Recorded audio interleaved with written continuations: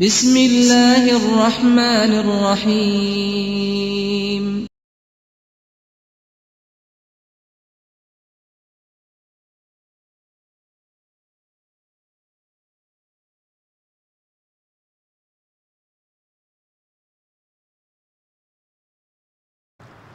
ان الحمد للہ نحمده ونستعینه ونستغفره ونعوذ باللہ من شرور انفسنا ومن سیئات اعمالنا من يهده الله فلا مضل له ومن يضلل فلا هادي له واشهد ان لا اله الا الله واشهد ان محمدا عبده ورسوله يا أيها الذين آمنوا اتقوا الله حق تقاته ولا تموتن إلا وأنتم مسلمون يا أيها الناس اتقوا ربكم الذي خلقكم من نفس واحدة وخلق منها زوجها وبث منهما رجالا كثيرا ونساء واتقوا الله الذي تساءلون به والأرحام ان اللہ کان علیکم رقیبا یا ایہا الذین آمنوا اتقوا اللہ وقولوا قولا سدیدا یصلح لکم اعمالکم ویغفر لکم ذنوبکم ومن یطع اللہ ورسولہ فقد فاز فوزا عظیما اما بعد فإن خیر الحدیث کتاب اللہ وخیر الہدی ہدی محمد صلی اللہ علیہ وسلم وشر الأمور محدثاتها وكل محدثة بدعة وكل بدعة ضلالة وكل ضلالة في النار۔ اسلام کی بلڈنگ جن 5 ستونوں پہ کھڑی ہے ان میں سے ایک حج ہے۔ بیت اللہ کا حج کرنا اسلام کے 5 ارکان میں سے ایک رکن ہے، اور اس کی وضاحت خود نبی علیہ السلام نے کی ہے۔ حج فرض ہے، اور جو حج کی فرضیت کو نہیں مانتا وہ اسلام اور ایمان کی نعمت سے محروم ہے۔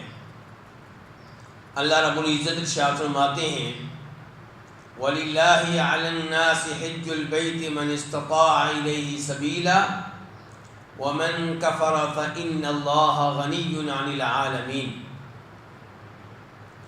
کہ اللہ رب العزت کو راضی کرنے کے لیے لوگوں پہ فرض ہے کہ بیت اللہ کا حج کریں۔ یہ ہر اس شخص پہ فرض ہے جو بیت اللہ تک پہنچنے کی طاقت رکھتا ہے۔ وَمَنْ كَفَرَ، اللہ نے حج کو فرض قرار دے دیا، اگر کوئی حج کو فرض نہ مانے تو وہ کفر کر رہا ہے۔ میرے بھائیو، یہ الفاظ قابل غور ہیں۔ یاد رکھیے گا کہ اگر ایک آدمی ہر سال حج کرے اور نبی علیہ السلام کے طریقے کے مطابق کرے، لیکن اس کی رائے یہ ہو، اس کا عقیدہ یہ ہو کہ حج فرض بالکل نہیں ہے، کر لینا اچھی بات ہے، تو ایسا آدمی مسلمان نہیں ہے، کافر ہے۔ بالکل ایسے ہی ایک آدمی ہر سال ایک مسجد بنواتا ہے، 5 وقت کی نمازیں جماعت کے ساتھ پڑھتا ہے، اس کے بچے بھی 5 نمازیں جماعت کے ساتھ پڑھتے ہیں، لیکن اس کی سوچ یہ ہے کہ نماز پڑھ لینا اچھی بات ہے لیکن یہ کوئی ضروری نہیں ہے، تو ایسا آدمی بھی مسلمان نہیں ہے، کافر ہے۔ کیونکہ جس چیز کو اللہ فرض قرار دیں، واجب قرار دیں، اسلام کا رکن قرار دیں، یہ کہے میں اسے فرض نہیں مانتا، میں اسے ضروری نہیں مانتا، میں اسے رکن نہیں مانتا، تو یہ اللہ رب العزت کی بات کا انکار کر رہا ہے، کفر کر رہا ہے۔ اور اللہ تعالیٰ کا اعلان ہے کہ یہ کیا پوری دنیا کافر ہو جائے، میرا کچھ بگڑنے والا نہیں ہے۔ وَمَنْ كَفَرَ فَإِنَّ اللَّهَ غَنِيٌّ عَنِ الْعَالَمِينَ، اللہ تعالیٰ مستغنی ہے ہر ایک سے، اللہ بے نیاز ہے ہر ایک سے، اللہ کسی کے محتاج نہیں ہے۔ نبی علیہ السلام نے اپنی حدیث میں ارشاد فرمایا ایھا الناس قد فرض اللہ علیکم الحج فحجوا، اے لوگو اللہ نے تم پہ حج فرض قرار دیا ہے اس لیے حج کرو۔ اور میرے بھائیو، حج کے ساتھ ساتھ صحیح بات یہ ہے کہ عمرہ بھی فرض ہے۔ عام طور پہ لوگوں میں یہ مشہور ہے، عام طور پہ علماء کرام بھی یہی فتویٰ دیتے ہیں کہ عمرہ فرض نہیں ہے، کر لیں تو اچھی بات ہے، لیکن صحیح بات یہ ہے کہ عمرہ بھی فرض ہے۔ اب چاہیں تو آپ یہ دونوں کام ایک سفر میں کر سکتے ہیں۔ کیسے پتہ چلا کہ عمرہ فرض ہے؟ اس بارے میں پہلے نمبر پہ آپ کی توجہ اس حدیث کی جانب مبذول کرانا چاہوں گا جسے امام مسلم روایت کرتے ہیں، لیکن یہی حدیث امام دارقطنی جب روایت کرتے ہیں اپنی سنن میں تو وہاں پہ عمرے کا بھی تذکرہ ہے، اور یہ وہ حدیث ہے جسے علماء کرام حدیث جبریل کے نام سے جانتے ہیں۔ یہ وہی حدیث ہے جس میں جناب عمر فاروق کہتے ہیں کہ ہم نبی علیہ الصلوۃ والسلام کے پاس بیٹھے ہوئے تھے تو ایک صاحب آئے جن کے کپڑے انتہائی سفید تھے اور بال انتہائی سیاہ۔ اس کا مطلب یہ ہے کہ یہ آدمی مسافر نہیں ہے۔ مسافر ہوتا تو کپڑوں پہ مٹی پڑی ہوتی، مسافر ہوتا تو بال پراگندہ ہوتے، ان پہ مٹی پڑی ہوتی، لیکن اس کے کپڑے انتہائی سفید اور بال انتہائی سیاہ۔ اور عجیب بات یہ ہے، عمر فاروق کہتے ہیں کہ اسے ہم میں سے کوئی بھی جاننے والا نہیں تھا۔ اب اگر مسافر نہیں ہے، مدینہ کا باشندہ ہے، تو اسے ہم چاہیے یہ تھا کہ ہم سب جاننے والے ہوں، ورنہ کوئی نہ کوئی تو جاننے والا ہو، لیکن اسے کوئی بھی جاننے والا نہیں۔ اور اس نے میرے بھائیوں نبی علیہ الصلوۃ والسلام سے آ کے پوچھا تھا اسلام کسے کہتے ہیں، ایمان کسے کہتے ہیں، احسان کسے کہتے ہیں، قیامت کب آئے گی، قیامت کی علامات اور نشانیاں کیا ہیں۔ جب وہ چلا گیا تو نبی علیہ الصلوۃ والسلام نے بتایا کہ یہ جبریل علیہ السلام تھے، انسانی شکل میں آئے تھے، سوال اس لیے کر رہے تھے تاکہ میں جواب دوں اور تمہیں دین کے بارے میں معلومات مل جائیں۔ اس حدیث کو حدیث جبریل کہتے ہیں۔ اس حدیث میں پہلا سوال یہ ہے کہ اسلام کسے کہتے ہیں، تو آپ علیہ الصلوۃ والسلام نے کہا تھا اسلام یہ ہے کہ آپ اس بات کی شہادت دیں کہ اللہ کے علاوہ کوئی عبادت کے لائق نہیں، جناب محمد اللہ کے بندے اور اللہ کے رسول ہیں، نماز قائم کریں، زکوٰۃ ادا کریں، رمضان کے روزے رکھیں اور حج کریں۔ تو سنن دارقطنی میں یہ الفاظ ہے کہ حج بھی کریں اور عمرہ بھی کریں۔ جو اہمیت حج کی ہے وہی اہمیت عمرے کی ہے۔ اس حدیث سے پتہ چلا جیسے حج فرض ہے ایسے عمرہ بھی فرض ہے۔ اور دوسری حدیث جسے امام نسائی اپنی سنن میں روایت کرتے ہیں، صبی بن معبد کہتے ہیں کہ میں عیسائی تھا، مجھے اللہ رب العزت نے اسلام قبول کرنے کی توفیق بخشی۔ مسلمان ہونے کے بعد میں جناب عمر فاروق کے پاس آیا، میں نے کہا امیر المؤمنین میں مسلمان ہو چکا، مجھے جہاد کرنے کا بہت شوق ہے، اللہ کی راہ میں لڑنے کا بہت شوق ہے، لیکن میرے اوپر حج اور عمرہ فرض ہو چکے ہیں، حج اور عمرہ فرض ہو چکے ہیں۔ صبی بن معبد کیا کہہ رہا عمر فاروق سے کہ میرے اوپر حج اور عمرہ فرض ہو چکے ہیں۔ میری قوم کے کسی فرد نے مجھے مشورہ دیا کہ تم یوں کرو کہ دونوں کام ایک ہی سفر میں کر لو اور قربانی دے دینا، یعنی کہ تمہارا حج قران بن جائے گا، حج تمتع بن جائے گا، تو اس میں قربانی واجب ہوتی ہے، قربانی دے دینا۔ تو میں نے ایسا ہی کیا۔ عمر فاروق نے کہا ہدیت لسنت نبی کا، تمہیں اللہ کے نبی علیہ الصلوۃ والسلام کے درست دین پہ عمل کرنے کی اللہ نے توفیق دے دی ہے۔ تو جناب عمر فاروق نے تائید کر دی کہ جو کچھ آپ نے کہا ہے، جو کچھ آپ نے کیا ہے، یہ نبی علیہ الصلوۃ والسلام کے دین کے عین مطابق ہے۔ تو اسے بھی پتہ چلا عمرہ فرض ہے۔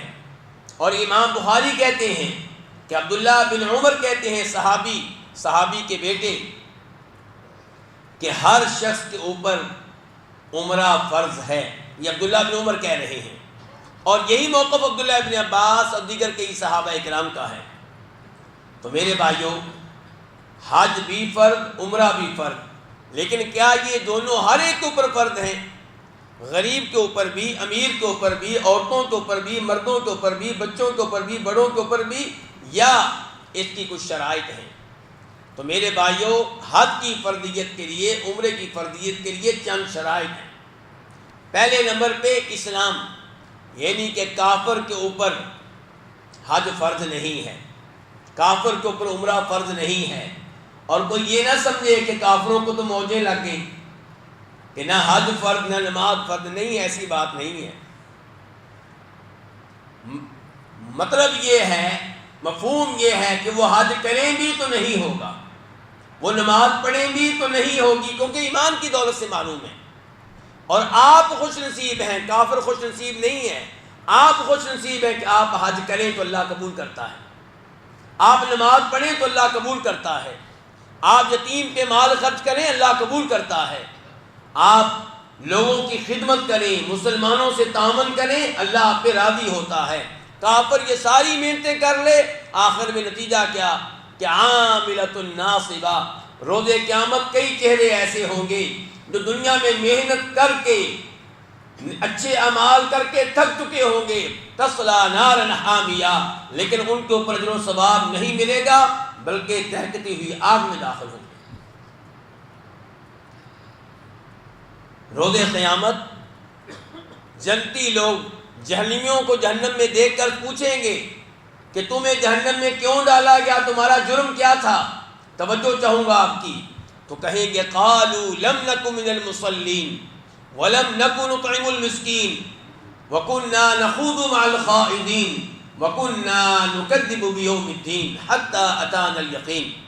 ہمیں جہنم میں کیوں ڈالا گیا؟ ہمارا ایک جرم یہ ہے کہ ہمارا آخرت پہ ایمان نہیں تھا، ہمارا عقیدہ یہ تھا، ہماری سوچ یہ تھی کہ یہی دنیا کی زندگی ہے، اس کے بعد کوئی زندگی نہیں ہے، دنیا میں موجیں کر لو.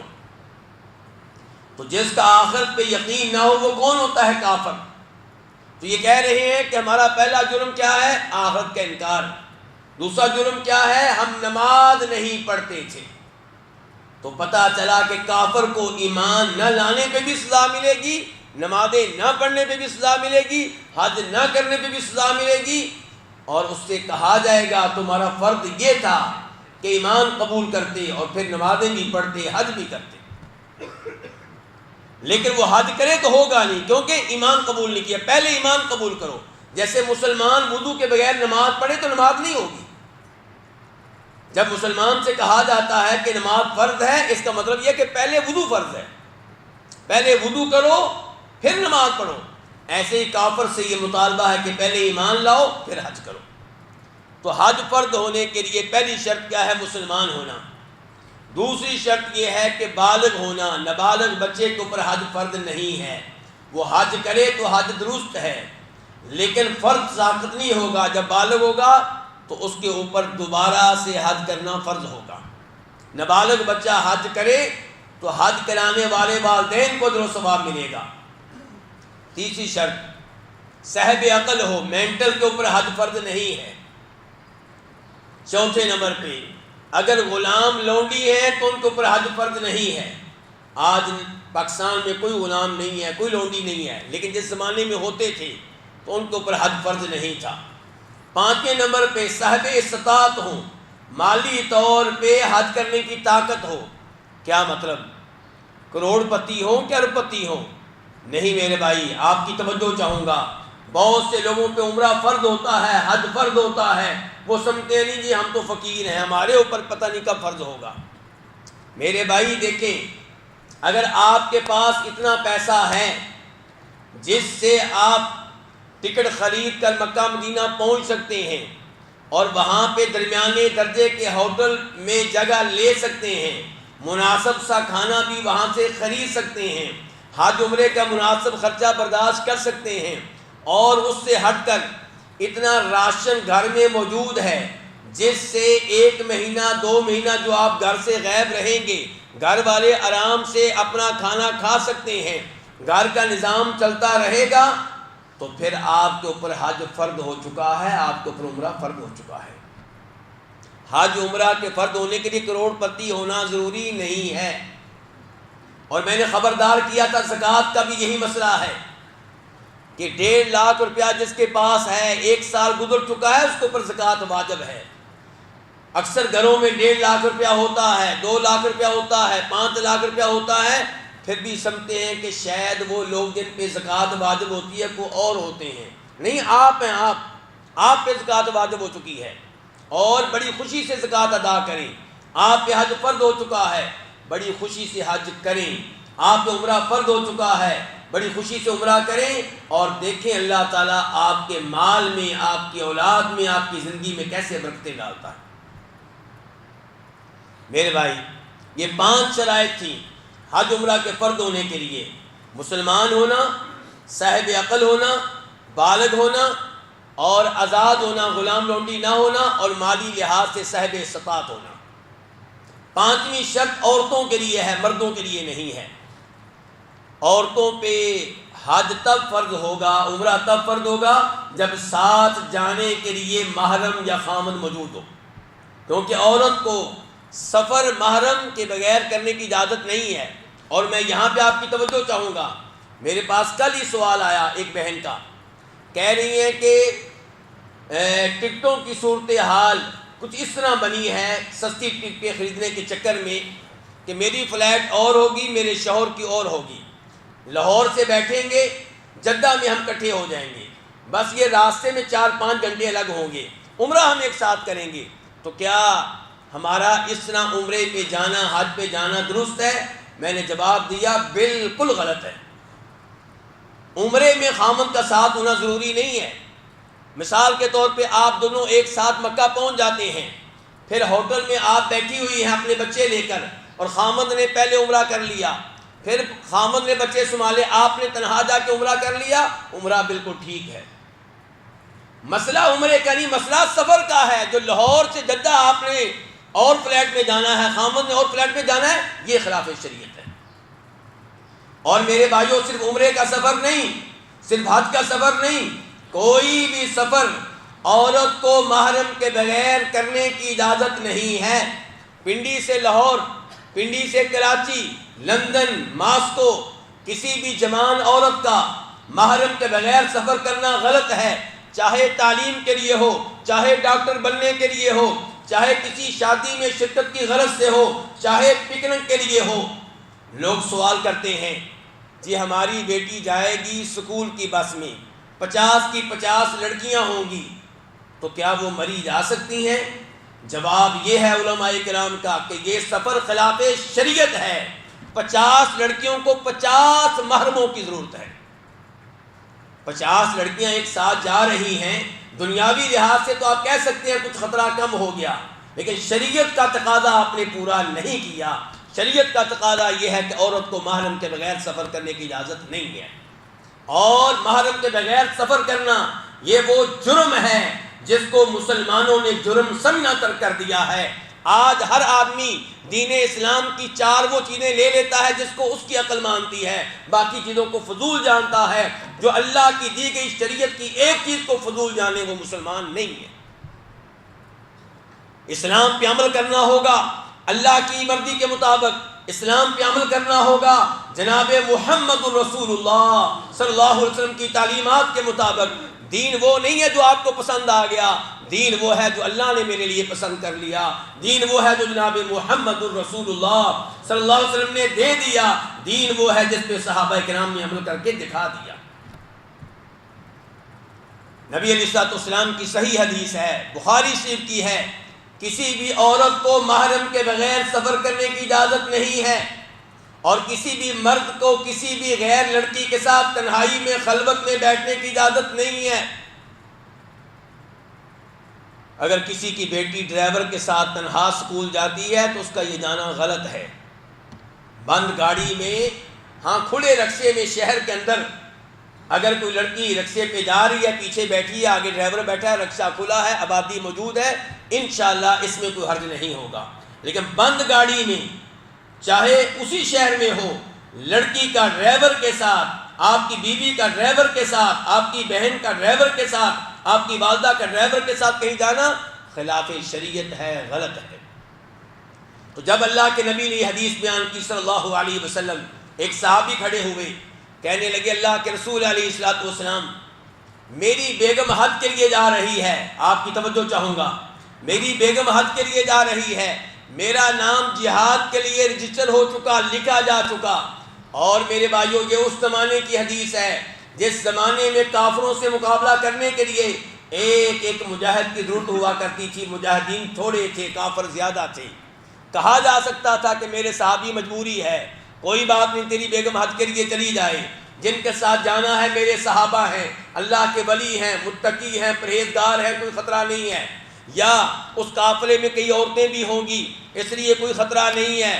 یہ وہ باتیں ہیں جو میری عقل کہتی ہے، آپ کی عقل کہتی ہے، لیکن اللہ کے نبی نے کچھ اور کہا ہے صلی اللہ علیہ وسلم۔ آپ نے کہا میرے صحابی جہاد چھوڑ دو، اپنی بیگم کو حج کراؤ، اندازہ کیجئے عورت کے لیے محرم کا سفر میں ساتھ ہونا کتنا ضروری ہے۔ تو میرے بھائیوں یہ 5 شرائط ہیں جن کی موجودگی میں حج فرض ہوگا۔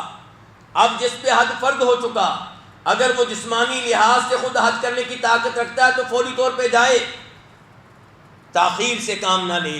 اللہ کے نبی فرماتے ہیں صلی اللہ علیہ وسلم، تعجلوا للحج، حج فرض ہو جائے تو جلدی کرو، فإن أحدكم لا يدري ما يعرض له، تم نہیں جانتے کل کیا ہونے والا ہے، ہو سکتا ہے یہ مال نہ رہے، ہو سکتا ہے یہ صحت نہ رہے، ہو سکتا ہے یہ حالات نہ رہیں، کورونا جیسی کوئی بیماری آئے اور فلیٹیں بند ہو جائیں۔ اس لیے جب حج فرض ہو جائے تو تاخیر سے کام نہیں لینا، حج کرنے میں جلدی کرنی ہے۔ اور اگر جسمانی لحاظ سے مسئلہ ہے تو دیکھنا پڑے گا آپ کا جسمانی مسئلہ عارضی ہے یا مستقل ہے۔ اگر عارضی ہے تو صحت یاب ہونے کا انتظار کریں، اگر مستقل طور پہ جسمانی لحاظ سے ایسا مسئلہ ہے کہ آپ خود حج نہیں کر سکتے تو پھر اپنی جگہ پہ کسی اور کو حج کے لیے بھیجیں، اور اس کو بھیجیں جو علم کے لحاظ سے جانتا ہو حج کیسے کرنا ہے، اس کو بھیجیں جس نے پہلے حج کر رکھا ہو۔ اگر کسی نے پہلے اپنا حج نہیں کیا، کسی کی طرف سے کر رہا ہے تو یہ عمل درست نہیں ہے۔ ابو داؤد شریف کی حدیث ہے، موطا امام مالک کی حدیث ہے، نبی علیہ الصلوۃ والسلام نے آواز سنی، ایک آدمی کہہ رہا ہے لبیک عن شبرما، کہ میں شبرما کی طرف سے حج کرنے کے لیے حاضر ہوں۔ آپ علیہ الصلوۃ والسلام نے سوال کیا بھئی شبرما کون ہے؟ وہ آدمی کہنے لگا کہ میرے بھائی ہیں، یا اس نے کہا کہ میرے رشتہ دار ہیں، راوی کو شک ہے۔ تو آپ علیہ الصلوۃ والسلام نے پوچھا کیا تو نے اپنا حج کر لیا ہے؟ کہنے لگے اپنا حج نہیں کیا۔ فرمایا پہلے اپنا حج کرو پھر کسی اور کا کرنا۔ یہ صحابی کسی اور کی طرف سے، شبرما کی طرف سے حج کی نیت کر چکے ہیں، تلبیہ کہہ رہے ہیں، لیکن اپنا حج کرنا پہلے اتنا ضروری ہے کہ آپ نے نیت تبدیل کروائی۔ کہا پہلے اپنا حج پھر کسی اور کا حج۔ میرے بھائیوں اگر آپ صحت مند نہیں ہیں اور آپ کو صحت مند ہونے کی امید بھی نہیں ہے تو گزارش کر چکا ہوں کہ پھر کسی اور کو بھیجیں۔ اور اگر کوئی فوت ہو جائے اور کسی کو اس نے حج کے لیے نہیں بھیجا، حج اس کے اوپر فرض تھا، تو اس کے مرنے کے بعد مال وراثت تقسیم کرنے سے پہلے پیسے حج کے لیے الگ کر دیے جائیں کہ اس کی طرف سے کسی کو بھیجنا ہے جو اس کا حج ادا کرے۔ میرے بھائیو حج بہت بڑی سعادت ہے، عمرہ بہت بڑی سعادت ہے۔ فرماتے ہیں نبی علیہ الصلوۃ والسلام جو بیت اللہ کا حج کرے اور دوران حج گناہوں سے دور رہے، بیگم سے تعلق قائم کرنے سے دور رہے، حج کے بعد گناہوں سے ایسے پاک ہوگا جیسے اس دن گناہوں سے پاک تھا جب اس کی ماں نے اس کو جنم دیا تھا۔ میرے بھائیو العمرۃ للعمرۃ کفارۃ لما بینہما، ایک عمرے کے بعد دوسرا عمرہ کر لینے سے دونوں کے مابین جو گناہ ہوئے ہوتے ہیں وہ ختم ہو جاتے ہیں، جڑ جاتے ہیں، وہ مٹ جاتے ہیں۔ میرے بھائیو عمر بن عاص، مسلم شریف کی حدیث ہے، مسلمان ہونے کے لیے آئے، کہنے لگے اللہ کے رسول آپ کا کلمہ پڑھنا چاہتا ہوں، لیکن کلمہ تب پڑھوں گا، بیعت تب کروں گا جب میرا آپ ایک مسئلہ حل کریں۔ کیا مسئلہ ہے؟ مسئلہ یہ ہے کہ میں چاہتا ہوں کہ مسلمان ہو جاؤں تو میرے پہلے سارے گناہ ختم ہو جائیں۔ فرمایا عمر کیا تمہیں یہ معلوم نہیں ہے کہ مسلمان ہو جانے سے پہلے گناہ ختم ہو جاتے ہیں؟ حج کر لینے سے پہلے گناہ ختم ہو جاتے ہیں۔ اور جب کوئی آدمی اپنا وطن اللہ کی خاطر چھوڑے، کافر ملک سے مسلمان ملک میں منتقل ہو، اپنی کافر ملک والی رہائش کو چھوڑ کے مسلمان ملک کی طرف آ جائے، ہجرت کرے، تو اس عمل سے بھی اس کے پہلے گناہ معاف ہو جاتے ہیں۔ میرے بھائیوں، آج لوگ کہتے ہیں حاجی صاحب آپ ہر سال حج کے لیے جاتے ہیں، کبھی حج کر لیا اور کبھی آپ یتیموں کا خیال کریں، بیواؤں کا خیال کریں، اور یہ باتیں لوگوں کو تب یاد آتی ہیں جب کوئی حج پہ جا رہا ہو، یا کوئی قربانی کا بکرا خرید رہا ہو، جب کوئی 2 لاکھ کا 3 لاکھ کا موبائل خریدے تب اسے یاد نہیں آتے یتیم، تب اسے بیوائیں یاد نہیں آتی کہ میں 5000 روپے کا موبائل خرید لوں اور باقی پیسے یتیموں پہ لگاؤں، بیواؤں پہ لگاؤں، مساجد پہ لگاؤں، مدارس پہ لگاؤں۔ ایسی باتیں شیطان میں ڈالتا ہے۔ جب کوئی حج پہ جا رہا ہو، عمرے پہ جا رہا ہو، قربانی کا بکرا خرید رہا ہو، جب بیٹے کی شادی پہ 20 لاکھ 30 لاکھ روپیہ صرف کیا جاتا ہے، تب کسی کو یتیم بچے یاد نہیں آتے، تب کسی کو بیوائیں یاد نہیں آتی۔ یہ تب یاد آتے ہیں جب اللہ کا حکم آتا ہے۔ اللہ کے نبی تو یہ کہہ رہے ہیں صلی اللہ علیہ وسلم، تابعوا بین الحج والعمرہ۔ میرے بھائیو ترجمہ دھیان سے سنیے گا، آپ ہمارے حج اور عمرہ یکے بعد دیگرے کرتے رہا کرو، ایک حج کے بعد دوسرا حج، دوسرے کے بعد تیسرا حج، ایک عمرے کے بعد دوسرا عمرہ، دوسرے کے بعد تیسرا عمرہ، عمرے کے بعد حج، حج کے بعد عمرہ، حج کے بعد پھر حج، عمرے کے بعد پھر عمرہ۔ یہ فرمان ہے نبی علیہ الصلوۃ والسلام کا۔ فرمایا فإنہما ينفیان الفقر والذنوب، بار بار حج عمرہ کرنے سے غربت بھی ختم ہوتی ہے، گناہ بھی ختم ہوتے ہیں۔ میرے بھائیوں، جب آپ حج عمرے پہ جائیں گے، بیت اللہ کا طواف کریں گے، مسند احمد کی حدیث ہے، رکن یمانی کو ہاتھ لگانے سے گناہ جڑتے ہیں، حجر اسود کو ہاتھ لگانے سے گناہ جڑتے ہیں۔ اور فرمایا دوران طواف جب بھی آپ اپنا قدم مطاف میں رکھیں گے، زمین پہ رکھیں گے اور اٹھائیں گے، ہر قدم کے بدلے میں 10 نیکیاں ملیں گی، 10 گناہ معاف ہوں گے، 10 درجات بلند ہوں گے۔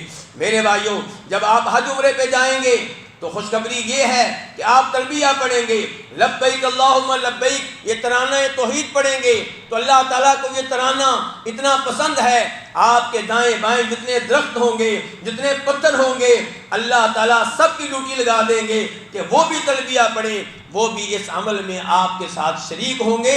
آپ اندازہ کر سکتے ہیں تلبیہ پڑھنا اللہ تعالیٰ کو کتنا پسند ہے۔ میرے بھائیوں، حجر اسود کو بوسہ دینے کا موقع ملے گا، اور یہ وہ پتھر ہے جو جنت سے آیا تھا، دودھ کی طرح سفید تھا، انسانوں کے گناہوں نے اسے سیاہ کر دیا ہے۔ تو میرے بھائیو، یہ اعزاز بھی تبھی ملے گا جب آپ عمرے پہ جائیں گے، جب آپ حج پہ جائیں گے۔ میرے بھائیو، حج عمرے کے دوران مسجد حرام میں نمازیں پڑھیں گے، مسجد حرام کی ایک نماز دیگر مساجد کی 1,00,000 نمازوں سے بہتر ہے۔ میرے بھائیو، یہ ثواب، یہ خوشخبریاں، یہ فضائل اسے ملتے ہیں جو حج عمرے پہ جائے لوگوں سے شباش لینے کے لیے نہیں، لوگوں سے ایوارڈ لینے کے لیے نہیں، بلکہ اللہ رب العزت کو راضی کرنے کے لیے، اور حج عمرہ کرے نبی علیہ الصلوۃ والسلام کے طریقے کے مطابق۔ اس لیے میرے بھائیوں، حج کا طریقہ سیکھیں۔ 10 لاکھ روپیہ ادا کر دینا کافی نہیں ہے حج کے لیے، 15 لاکھ روپیہ ادا کر دینا کافی نہیں ہے۔ حج عمرے کا باقاعدہ طریقہ سیکھیں تاکہ یہ 15 لاکھ روپے ضائع نہ جائیں۔ اس کے لیے میرے بھائیوں، آئندہ جمعہ انشاءاللہ اسی مسجد میں مغرب کے بعد حج کلاس ہوگی، عمرہ کلاس ہوگی۔ وہ احباب بھی آئیں جو حج عمرے پہ جانے والے ہیں، وہ بھی آئیں جو اس سال نہیں آئندہ سالوں میں جانے والے ہیں، وہ بھی آئیں جنہیں فی الحال کوئی راستہ نظر نہیں آ رہا، لیکن دین سیکھنا، علم لینا بھی باعث اجر و ثواب ہے۔ 2 گھنٹے 3 گھنٹے جو حج عمرے کی کلاس میں آپ بیٹھیں گے، اس کے ایک منٹ پہ اجر و ثواب ملے گا۔ اور اللہ سے دعا کر کے بیٹھیں، یا اللہ حج سیکھنا میرا کام تھا، میں سیکھ رہا ہوں، عمرہ کا طریقہ سیکھنا میرا کام تھا، میں سیکھ رہا ہوں، حج پہ لے جانا یا اللہ تیرا کام ہے، مجھے لے کر جانا۔ اللہ تعالیٰ توفیق عنایت فرمائے۔ وآخر دعوانا ان الحمدللہ رب العالمین۔ الحمدللہ نحمده ونستعینه ونستغفره ونعوذ باللہ من شرور انفسنا ومن سیئات اعمالنا، من يهده الله فلا مضل له ومن يضلل فلا هادي له، وأشهد أن لا إله إلا الله وحده لا شريك له، وأشهد أن محمدا عبده ورسوله۔ یہاں پہ 2 اعلان ہیں، ایک یہ ہے کہ علمی اور فکری نشست برائے خواتین عورتوں کے لیے ایک مجلس رکھی گئی ہے اور اس میں گفتگو کریں گی استادہ ام عبدالرب صاحبہ 13 مئی بروز سوموار شام 4:30 تا شام 5:30۔ اور میں ہمیشہ توجہ دلایا کرتا ہوں کہ اپنی بیگم اپنی بیٹیوں بہنوں کو بھی دین سیکھنے دیں، انہیں بھی قرآن سیکھنے دیں، اور اس کا پہلا فائدہ آپ کو ہوگا، کسی اور کو فائدہ بعد میں ہوگا۔ جب آپ کی بیگم جانتی ہوگی کہ دین کیا کہتا ہے تو گھر کا ماحول دین کے مطابق بنانے میں مدد ملے گی۔ آپ کی بیگم دین سیکھنے آئے گی، اس پہ عمل کرے گی، اس کے ساتھ ساتھ آپ کو بھی اجر و ثواب ملے گا۔ تو اپنی بیگم کو اپنی بیٹیوں کو ایسے موقع پہ بھیجا کریں۔ دوسرے نمبر پہ وہی بات جو پہلے میں کہہ چکا ہوں کہ حج عمرہ تربیتی پروگرام یہ 17 مئی بروز جمعہ بعد از نماز مغرب انشاءاللہ اسی مسجد میں یہ مجلس ہوگی، اور اس میں عبدالباسط فہیم جو ہیں بیان کریں گے حج عمرہ کے بارے میں۔ اللہ رب العزت سے دعا ہے کہ اللہ تعالی ہمیں تمام نیک اعمال کرنے کی توفیق عنایت فرمائے۔ یا اللہ جتنے مسلمان مریض ہیں سب کو شفا دے، یا اللہ سب کو عافیت دے، یا اللہ سب کو صحت کا لباس پہنا۔